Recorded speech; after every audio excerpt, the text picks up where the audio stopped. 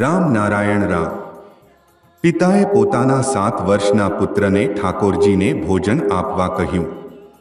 બાળક ભોજન આપવા ગયો અને કહ્યું, પિતાજી તો દરરોજ ભોજન આપે છે, તમે ઉઠો, જો તમે નથી ખાવા તો પપ્પા મને મારશે.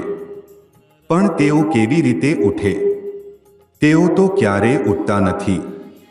બાળક ભગવાનને મારવા દોડ્યો ત્યારે ભગવાન પ્રગટ થયા અને કહ્યું, અરે મારીશ નહીં, અને પછી દૂધ પીવા લાગ્યા.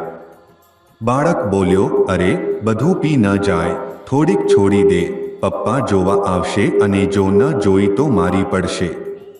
પપ્પાએ દૂધ નહીં જોઈને પુત્રને પૂછ્યું તો બાળક બોલ્યો, મેં કેટલાક વખત કહ્યું કે બધું ન પી, છતાંય એ બધું પી ગયો. પછી બધું સમજીને પિતાએ ભગવાનને કહ્યું, તમે એને દર્શન આપ્યા, મને નહીં. તે પછીથી તો બાળક જ ભોજન આપવા લાગ્યો. સહજ રૂપે વિરાટ શક્તિ રમત રમી રહી છે. અમે આપણા અંદર એ શક્તિને મુશ્કેલતાથી જોવા જઈએ છીએ. એ જ કારણ છે કે અનુભવાતી નથી.